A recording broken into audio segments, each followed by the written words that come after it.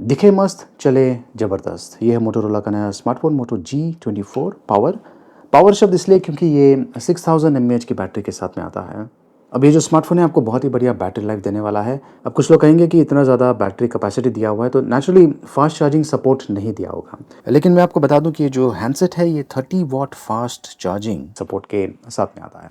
अब कुछ लोग कहेंगे कि अब क्योंकि इसमें 30 वॉट का चार्जिंग सपोर्ट दिया हुआ है तो नेचुरली इसका जो प्राइसिंग है ये 10,000 रुपये के ऊपर होगा।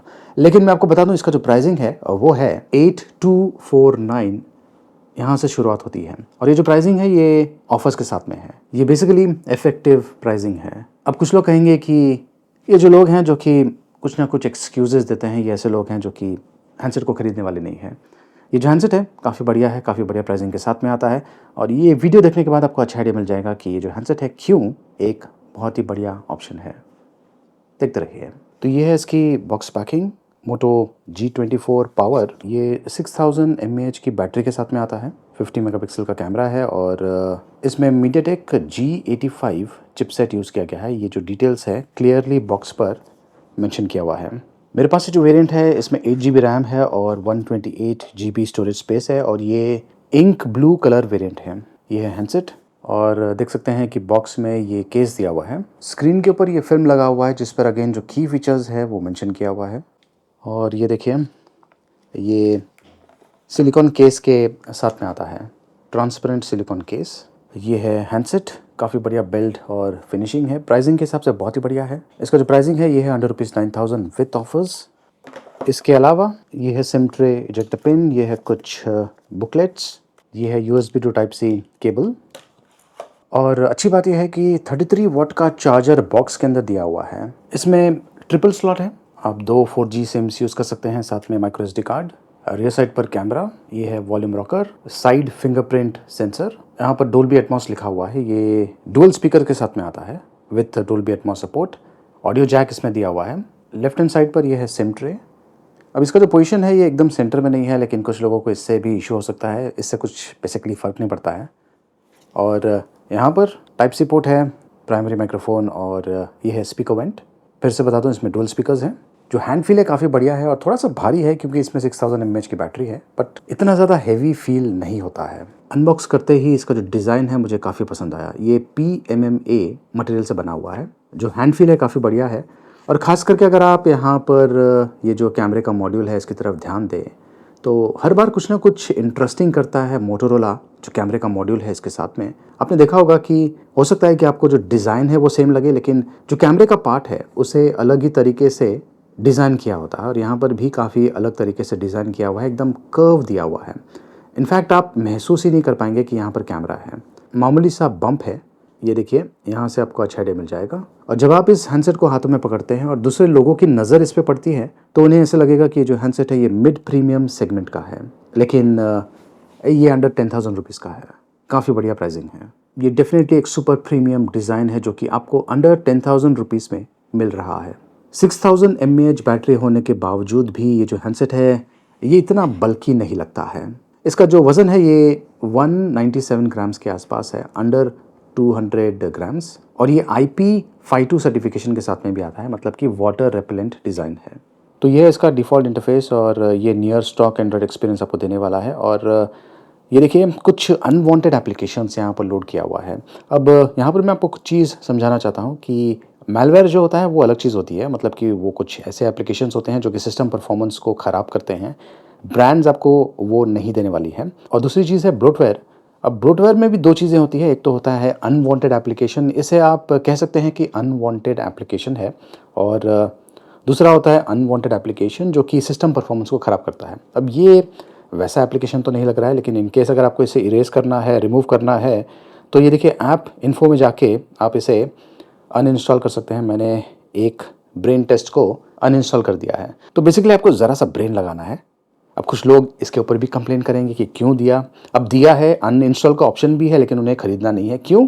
क्योंकि दिया हुआ है। ये बेसिकली ऐसे लोग हैं जो कि खरीदने वाले नहीं हैं, टाइम पास कर रहे हैं। ये एंड्रॉयड 14 रन कर रहा है out of the box. Display का जो साइज़ है काफ़ी अच्छा है, 6.6 इंचज़ का, और ये 90 हर्ट्ज रिफ्रेश रेट सपोर्ट के साथ में आता है। ये देखिए, फ़िलहाल मैंने इसे ऑटो में सेट किया हुआ है। वैसे जो डिस्प्ले है ये HD प्लस रेजोल्यूशन का है। अब यहाँ पर भी कुछ लोग कंप्लेन करेंगे कि फुल HD होना चाहिए। बेसिकली कुछ लोग हैं जो कि स्पेक्स को चेंज करने की कोशिश करते हैं, लेकिन ऐसा करने से जो प्राइसिंग है वो भी तो चेंज होगा। देखिए डिस्प्ले की क्वालिटी काफ़ी अच्छी है, अगर आप ज़्यादा वीडियोस देखते हैं तो उसके लिए काफ़ी बढ़िया ऑप्शन है। HD प्लस और फुल HD प्लस में ज़्यादा अंतर नहीं है एक्चुअली, और ख़ास करके अगर आप दोनों ही फ़ोन्स को जिसमें HD प्लस है और फुल HD प्लस है साइड बाय साइड रखेंगे तो ज़्यादा करके जो लोग हैं वो डिफरेंस पता ही नहीं लगा पाएंगे। तो HD प्लस एक अच्छा ऑप्शन है, नॉट बैड, और ख़ास करके ज़्यादा करके जो बजट स्मार्टफोन्स हैं उनमें आपको ये ऑप्शन ही मिलने वाला है। व्यूइंग एंगल्स भी इसके काफ़ी अच्छे हैं। एंटरटेनमेंट के हिसाब से भी काफ़ी अच्छा इसलिए है क्योंकि ये डोल्बी एटमॉस सपोर्ट के साथ में भी आता है। इसमें डुअल स्पीकर्स दिया हुआ है। रैम और रोम की जो कैपेसिटी है ये भी काफ़ी अच्छी है। अगेन आपको डिफरेंट ऑप्शंस मिलते हैं। ये देखिए HD प्लस डिस्प्ले, और कैमरा फ्रंट कैमरा 16 मेगापिक्सल का है और रियर साइड पर 50 मेगापिक्सल और 2 मेगापिक्सल डुअल कैमरा सेटअप दिया हुआ है। इसमें NFC सपोर्ट नहीं है। ये है कैमरे का इंटरफेस, आपको मैक्रो का ऑप्शन मिलता है और दूसरा है जूम ऑप्शन, 4x तक आप जूम इन कर सकते हैं। वीडियो में आप मैक्सिमम 1080p में वीडियोस रिकॉर्ड कर पाएंगे, और अच्छी बात यह है कि यहाँ पर स्टेबिलिटी का ऑप्शन दिया हुआ है जो कि ठीक ठाक काम करता है इस प्राइस में। स्लो मोशन का ऑप्शन दिया हुआ है, और पोर्ट्रेट मोड है, बैकग्राउंड को ब्लर करता है। ज़्यादा करके जो लोग हैं ये पोर्ट्रेट मोड यूज़ करते हैं। प्रो मोड दिया हुआ है मैनुअल फोटोग्राफी के लिए, और मोड में आपको ये सारे ऑप्शंस मिलते हैं। तो इस प्राइस में काफ़ी बढ़िया फीचर्स आपको कैमरे में मिल जाता है। ये कुछ सैम्पल्स है जो कि मैंने इसी स्मार्टफोन के साथ में शूट किया हुआ है। ये है पोर्ट्रेट शॉट आउटडोर, अच्छा काम किया है। बैकग्राउंड ब्लरिंग अच्छा है, स्किन टोन्स अच्छे हैं, और जो एज डिटेक्शन है वो भी काफ़ी अच्छा है। ये है लॉन्ग शॉट, और यहाँ पर मैंने अलग अलग फ़िल्टर ऑप्शंस यूज़ किया है। लुक एंड फील चेंज करता है, ट्राई कीजिए। और इस प्राइस में आपको काफ़ी बढ़िया आउटपुट मिल रहा है। मुझे खास करके ये जो शॉट है काफ़ी पसंद आया है। अगेन पर्सनल चॉइस पर डिपेंड करता है, लेकिन सोशल नेटवर्क्स पर शेयर करने के लिए जो फ़ोटोज़ है काफ़ी बढ़िया है। और ये है ब्लैक एंड वाइट शॉट, ये है night shot, okay not bad. और ये है सेल्फ़ी शॉट जो कि मैंने स्टूडियो लाइट में शूट किया है, नॉट बैड।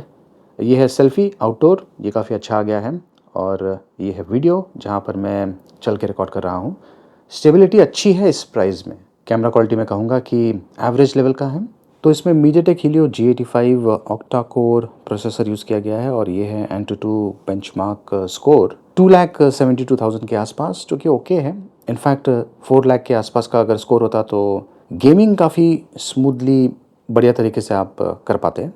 और जहाँ तक स्टोरेज का सवाल है, ये देखिए ये है रीड और राइट स्पीड।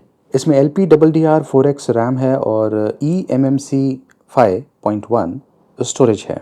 अब इसका जो हार्डवेयर है ये इतना ज़्यादा पावरफुल नहीं है, लेकिन ट्राई करते हैं। ये जो गेम खेलने की देख सकते हैं कि ये क्लियरली लैग कर रहा है। जैसे कि मैंने कहा, एंटूटू स्कोर अगर 4 लाख के ऊपर रहेगा तो आपको काफ़ी बढ़िया रिजल्ट्स मिल सकता है, गेम्स आप खेल पाएंगे। ये प्लेएबल है लेकिन इतना स्मूथ नहीं है। इसमें accelerometer, magnetic, ambient light, e compass और जायरो सेंसर्स दिया हुआ है। और यहाँ पर ये मैं कंपास एप्लीकेशन यूज़ कर रहा हूँ, तो इसमें आप कंपास यूज़ कर पाएंगे। खास करके जो गूगल मैप्स हैं उसमें ये जो फीचर है काफ़ी काम में आ सकता है। इनकेस अगर आपको गाना सुनने का शौक़ है तो FM रेडियो का भी ऑप्शन यहाँ पर दिया हुआ है। डुअल बैंड वाईफाई है और ये ब्लूटूथ 5.0 टेक्नोलॉजी यूज़ कर रहा है। तो इसमें जो 6000 mAh की बैटरी है ये डेफिनेटली आपको 1.5 to 2 डेज़ का बैटरी लाइफ या उससे ज़्यादा भी दे सकता है। प्लस 33 वाट का चार्जिंग सपोर्ट दिया हुआ है। अक्सर अंडर 10,000 रुपीज़ के स्मार्टफोन्स में फास्ट चार्जिंग सपोर्ट नहीं मिलता है, तो ये एक बड़ी चीज़ है। देखिए खरीदने वाले की संख्या कम होती है और जिन्हें खरीदना नहीं होता है उनकी संख्या ज़्यादा होती है।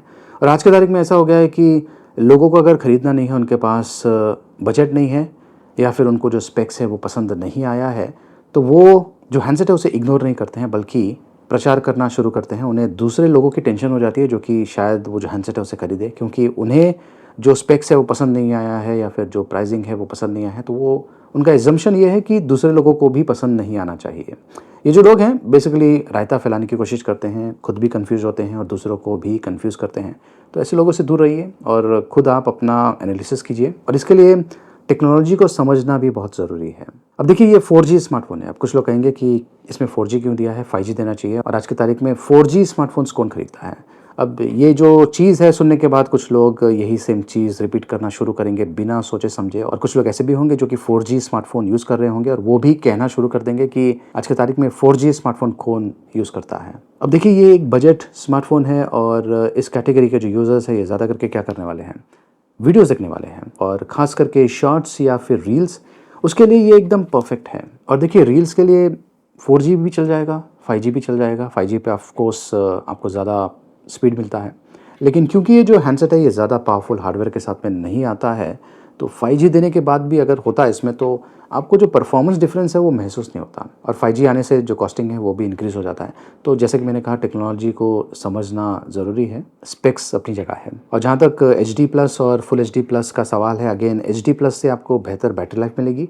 इसमें 6000 mAh की बैटरी है, प्लस HD प्लस और भी ज़्यादा बेहतर बैटरी लाइफ, प्लस क्योंकि इसमें ज़्यादा पावरफुल हार्डवेयर नहीं है, फुल HD प्लस आने से जो परफॉर्मेंस है उसमें थोड़ा सा इम्पैक्ट आ सकता है।